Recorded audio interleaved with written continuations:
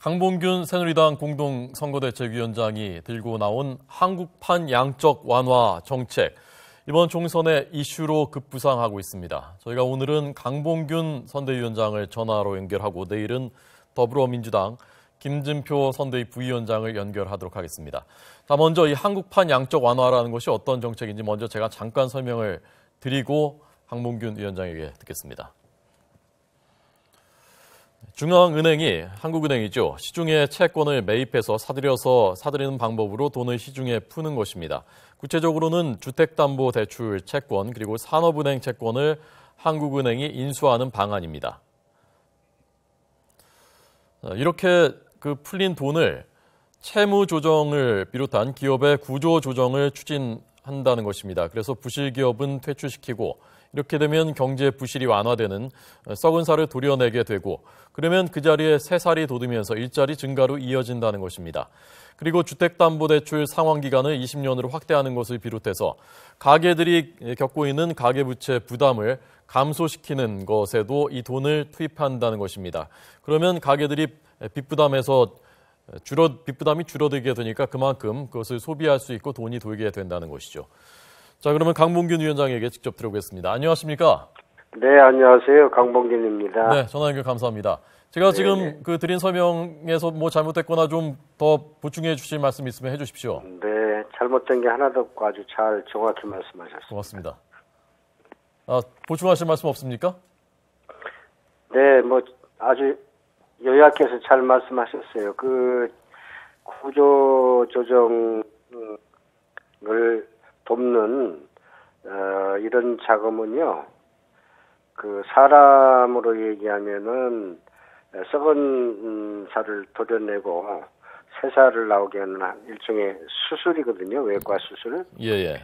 외과 수술을 하는 과정에서 수혈이 필요한 경우가 아주 많거든요. 네. 그러면은 금융기관이 수혈을 해줘야 될 거 아니겠어요? 예. 근데 산업은행이 병원이라고 치면은 산업은행이 피가 떨어지지 않도록 한국은행이 뒤에서 좀 거들어주자. 그러니까는 단순히 선진국들이 했던, 특히 일본 같은 나라가 했던 그냥 통화를 찍어내는 게 아니고, 네. 우리는 아주 제한적으로 기업 구조조정, 그다음에 아까 말씀드린 주택담보대출 상환기간 연장 이런 데 쓰자는 거지요. 네. 대략 어느 정도 규모가 필요하다고 보십니까? 그거는 미리 정하기가, 계산하기가 쉽지 않은 게, 네. 우리나라 대기업들이, 특히 재벌기업은 20, 30개씩의 계열기업을 가지고 있지 않습니까? 예. 그 중에서 현재 이미 적자가 나고 있거나 앞으로 적자가 예상되는 이런 기업들은 줄이거나 문을 닫아야 될 거 아니겠어요? 예.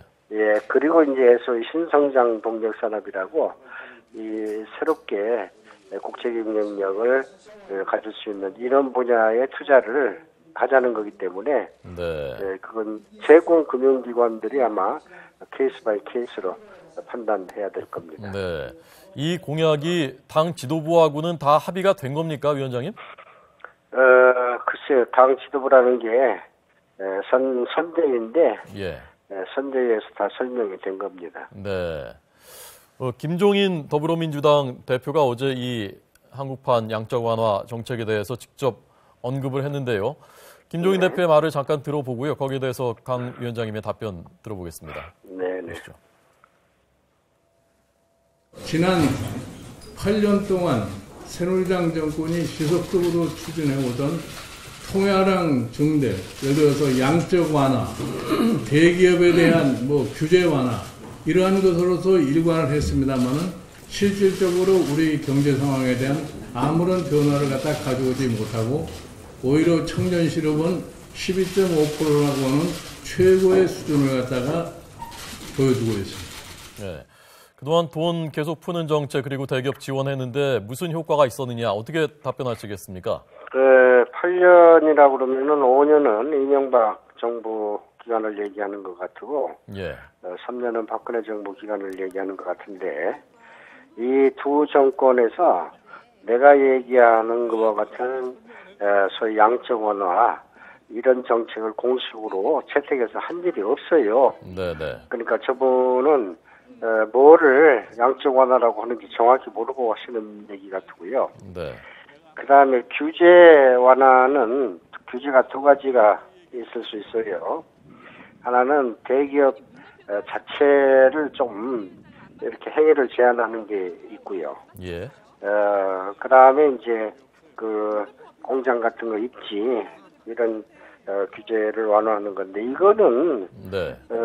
저는 과거 우리가 산업화 시대에 많은 정부 규제가 있었지 않습니까? 네네. 네, 이거는 줄이는 게 맞죠. 이거는 지난 8년간 뿐이 아니고 예. 김대중 대통령 5년, 노무현 대통령 5년 그 기간에도 지속적으로 해온 거예요. 네네. 네. 이 한국판 양적 완화 정책이 실시되면은 나라빚이 지금도 걱정인데 나라빚이 그만큼 더 늘어나는 건 아닙니까? 나라빚을 이제 정리를 잘 해야 될 텐데요. 예. 정부가 나라 살림, 즉 재정 지출을 하기 위해서 내는 빚이 있고요. 네. 이거는 지금 금융기관의 자금이 제대로 흐르지 못하는 걸 풀어주는 거거든요. 네. 그러니까 재정 적자로 생긴 나라빚은 전체로 줄이기가 쉽지가 않아요. 네. 그런데 이거는 그렇게 해서 구조조정이 끝난 기업들이 다시 활기를 찾으면은 예. 자연히 금융기관에 대한 부채가 줄어들 수 있습니다. 네네. 우리가 경험을 가지고 있어요. 예. 그 IMF 외환위기 때 우리 금융기관들이 많은 기업들의 구조조정을 했지 않습니까? 예예. 그때에 여러 가지 지원을 했던 자금들이 예. 그 뒤에 거의 대부분 회수가 됐어요. 네. 네. 그러니까 위원장님이 그때 국내 정부 때 경제부처 장관, 재정경제부 장관으로 했던 그 정책이 바로 이 한국판 양적 완화라는 말씀인 거군요. 뭐 그렇게 봐도 됩니다. 네, 네.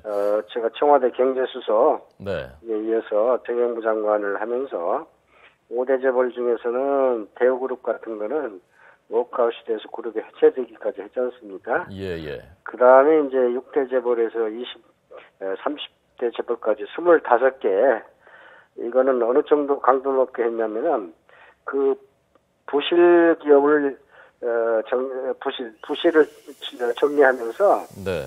그 부실 책임이 있는 재벌 오나, 이게 곧 반은 교체가 됐어요. 네, 네. 예, 예. 그 유일호 경제부총리가 뭐 사견인 것 같다. 강병균 위원장님의 사견인 것 같다라고 얘기했고 한국은행에서도 지금 그 정도의 비상시국이 아니다. 그리고 금리를 더 내릴 수 있는 여력이 있다. 그러니까 별로 그렇게 긍정적이지 않은 것 같은데요. 양쪽이 다. 그리고 한국은행 우선 유일호 부총리가 얘기한 거는 네. 지금 앞으로 우리 경제 상황에 대해서 그렇게 어렵게 보지 않으면은 네. 뭐 그런 수반까지 동원할 거 뭐 있겠느냐. 그다음에 김주열 하는 총재도 비슷한 얘기예요. 네. 그런데 지금 우리 한국은행이 그동안 해온 게 기준금리 조정이었거든요. 네, 네. 매달 금통위를 열어서 그 결과를 총재가 발표를 했는데 지금 몇 달째 기준금리 동결, 기준금리 동결 이렇게 이어왔잖아요. 네. 이게 너무 느리고 소극적이었다는 거는 다 아는 얘기거든요. 네.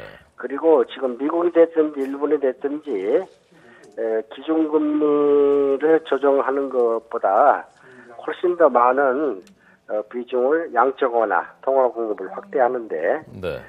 이런 정책을 같이 했단 말이에요. 네, 네. 그러니까 우리가 좀 현재 경제 상황과 앞으로 경제 상황을 심각하게 생각을 해서 네.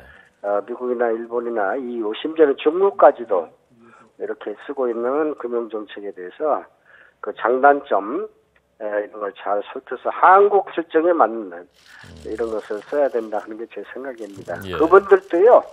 네. 앞으로 경제 상황이 크게 호전되지 않을 때는 네. 뭔가를 해야 될 책임을 갖고 있는 분들이에요. 네, 네. 네.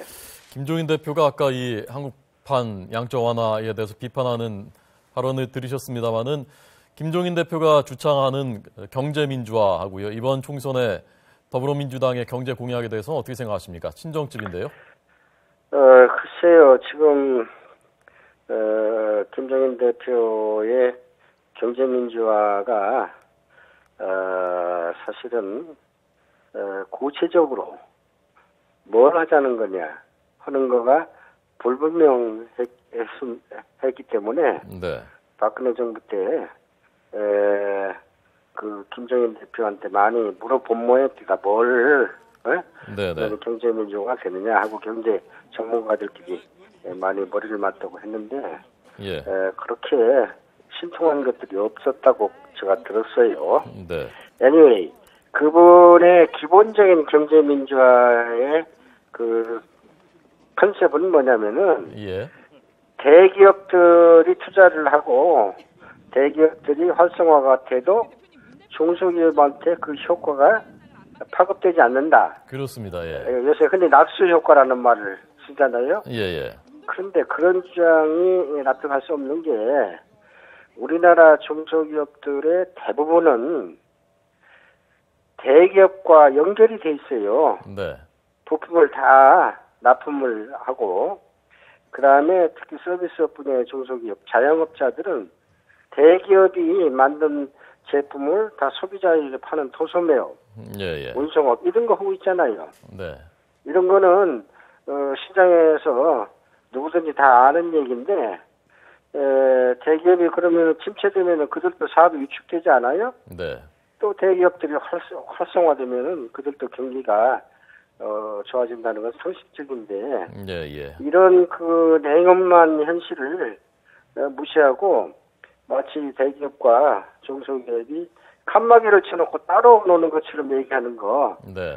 이거는 이해할 수가 없어요. 네. 대신에 예. 정치적으로 양분화를 얘기해서 약자들의 표를 얻으려는 이런 그 낡은 진보라고 생각을 합니다. 네. 이번에 이 한국판 양적 완화 정책을 들고 나오면서 말하자면 선공을 하셨는데 이거 말고도 가계부채 대책하고 자영업자 대책이 뭐 또 큰 게 나올 거라고 하는데 지금 그거 준비하고 계십니까? 예, 그래서 예. 제가 말씀드린 우리 경제에 좀 활성화해서 자꾸 3% 밑으로 내려가고 있는 성장률도 네. 3%를 넘도록 이런 모든 정책 수단을 강구해야 되고요. 네. 특히 청년 일자리 되는 거는 대기업들이 신성장 산업에 과감히 투자를 해야 만들어지는 거기 때문에 네. 그걸 하는데 지금 안 그래도 우리나라의 소득 분배가 양극화 된다든지 어려운 계층이 곳곳에 많이 있잖아요. 예. 이런 것들을 앞으로 얘기할 겁니다. 예를 들면은 지금 우리 소득 분배가 나빠지는 저는 가장 큰 이유를 정규직과 비정규직의 임금 교체라고 생각을 해요. 예. 같은 회사에서 비슷한 일을 하는데도 월급을 50%밖에 못 받는다 하는 거는 견디기 어려운 일 아니겠어요? 네. 그런 격차를 어떻게 줄이겠느냐, 예. 이런 걸 할지. 그 다음에 이제 그 자영업자들, 예. 참 어렵지 않습니까? 네. 그런데, 조기퇴직해서 음식점 차리고, 이런 분들이 1년이면 다 퇴직금 날리고, 네. 이러잖아요. 예. 그런데, 정부가, 그 사람들 처음에 미천 떨어지고 나면은 아주 금리가 높은 대부업이나 사채, 이거 빌리러 다니는데 그냥 두고만 봐서는 나는 안 된다고 생각을 해요. 네. 이런 걸 어떻게 도울 거냐. 예. 그 다음에는 지금 주택담보대출이 상당히 부담이 될 거다 이러지 않습니까? 예. 그게 뭐, 가계부채에 내관이 될 거다 이런 얘기를 하는데 곰곰이 생각해 보면은 우리나라처럼 집세로 사는 사람들한테 그 집을 담보로 해서 돈을 빌려주고 2, 3년 만에 그걸 다 갚으려고 하는 나라는 없어요, 선진국에는. 예. 그러니까 우리나라는 그래도 부모가 도와주는 이런 경우가 있어서 그랬는데 이제는 부모는 부모대로 노후 대책을 해야 되는 시대 아닙니까? 네. 그러면은 청년들이 집을 살 때 돈을 빌린 거를 예. 계속해서 직장에서 일하면서 네. 월급의 기한을 늘려주시겠다 20% 말씀인 거죠? 정도를 예. 나눠서 내는 네. 이걸 선진국들이 다 하고 있는데 우리가 하면 돼요. 예. 알겠습니다. 위원장님. 네. 예, 시간이 꽤 돼서요. 네네. 예, 여기까지 듣겠습니다. 내일은 저희가 더불어민주당 김진표 부위원장에게 듣겠습니다. 뭐 새누리당 적응은 잘 하셨습니까? 네? 새누리당 적응은 잘 하셨습니까? 적응이요, 적응. 예. 제가 국회에서 예. 삼선의원 하면서 있었기 때문에 네. 거기 초선들은 잘 몰라도 예. 재선 이상은 다 잘 알아요. 네, 알겠습니다. 오늘 잘 들었습니다. 바쁘신데 고맙습니다. 예, 고마워요.